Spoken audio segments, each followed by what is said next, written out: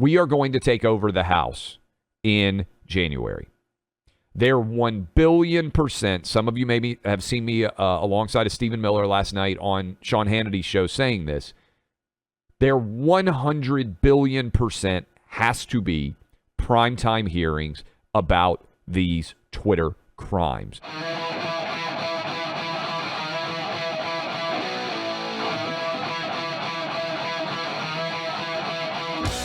January 6th for Democrats is the equivalent of 9/11. That's why they've made Jan 6 the thing, right?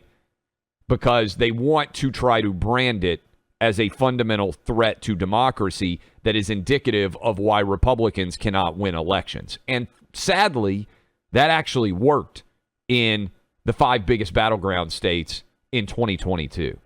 They had success with independent voters who decide at the last minute which way are they going to go. Those people broke for Democrats by about 2 points. And one of the reasons that they did was because they bought into this Jan 6th lie. Why did the Jan 6th lie work? Well, Democrats were committed to it. They were willing to have primetime hearings, which forced many people to talk about January 6th. Reason why I bring that up. We are going to take over the House in January. They're 1 billion %. Some of you maybe have seen me alongside of Stephen Miller last night on Sean Hannity's show saying this. There 100 billion % has to be primetime hearings about these Twitter crimes. And I say crimes because this was criminal, in my opinion.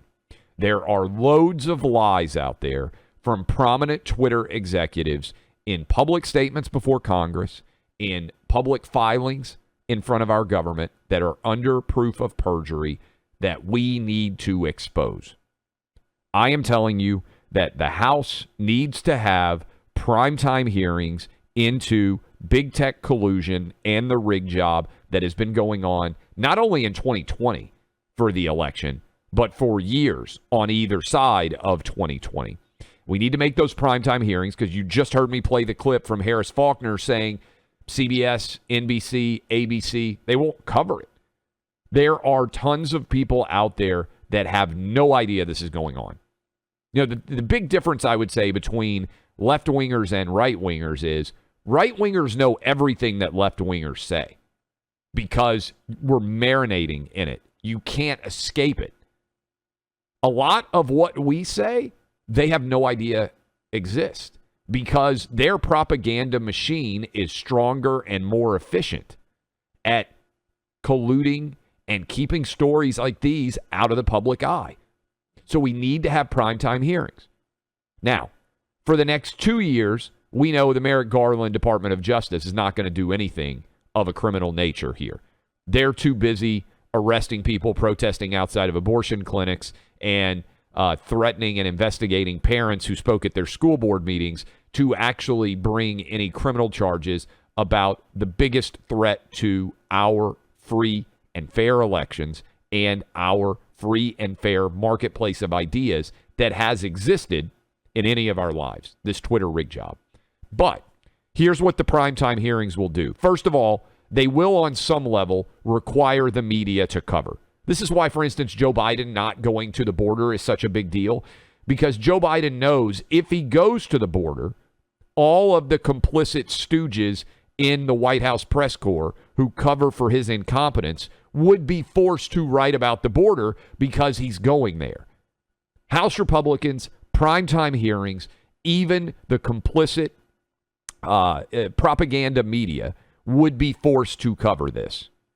Importantly, they would also develop a record and evidentiary nature of crimes that are being committed by Twitter executives.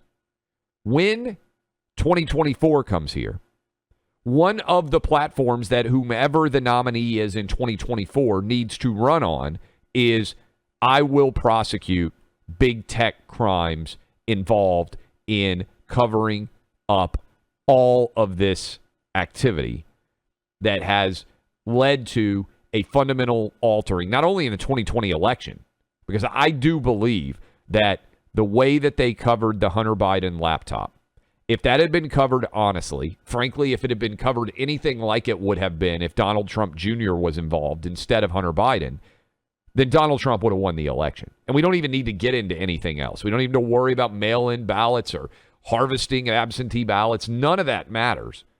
I think Donald Trump would have won just if that story had been covered as it should have been. As he said, 60 Minutes should have covered it. So the important part about why we need primetime hearings is because there will be evidence that is gathered that is clear and transparent, and everybody can see it, of criminal behavior. And then in 2024, if Republicans win the White House and we get a new attorney general, those prosecutions can occur. People say, okay, why do we need prosecutions? What's the significance of criminal charges being brought? Well, got to scare people and let them know that the law applies inside of these big tech companies. Because remember, all the optics we're getting is Twitter. Facebook, no consequences. Instagram, no consequences. Google, no consequences. YouTube, no consequences. You've got to make these people far left-wing rig job enthusiasts inside of these big tech companies understand that they are breaking the law, and that more importantly, they're not going to get a get-out-of-jail-free card because they're breaking the law in favor of Democrats and helping them win elections. You've got to put the fear in them to scare them straight. Remember back in the day, I don't know if they still do this. Remember back in the day, they would sometimes bring prisoners into schools to talk to kids that were misbehaving? This used to be a big thing where the idea was, hey, kid, you're on a path where if you don't change your behavior, you're going to end up in prison like I am. And let me tell you, this is with the prisoner speaking, let me tell you what you're ready for. And I mean, I don't think they would allow this to happen anymore because the words were kind of mean. And a lot of times the kids would end up crying because you're like, hey, kid, you want to know what it's like? Go take a shower in a prison. Here's what you got coming for you, kid. And the kids would be like, oh, my God. Like, I mean, and that concept was we're going to scare you straight on the straight and narrow so you don't grow up and commit crimes. Well, there's crimes being committed all over big tech right now. This is a reality. And a ton of these executives who are doing exactly what Twitter executives are doing, they have no fear because they know the game is rigged in their favor. They know that Merrick Garland, if you stand up at a school board meeting like I did and say, hey, there's no evidence to support kids wearing masks, and then people get fired up, Merrick Garland and Joe Biden are going to investigate you for going to speak at your kid's school board. But if you've got the biggest rig job in American Democratic history and you have the straight up evidence, not just circumstantial evidence, the smoking gun evidence, they're not going to do anything. But fortunately, we have the House, and we need to have primetime hearings to demonstrate what the evidence is, to somewhat force the old school media that is in cahoots with the Biden administration to cover this story and slowly break through so that the independents out there realize what's going on. And again, if you're out there, and I'm one of these people, and you're just looking around, you're like, man, the country went insane just a few years ago. It felt like everything was kind of rolling along. People were getting along. You might not have loved every politician, but, you know, black, white, Asian, Hispanic, people kind of liked each other.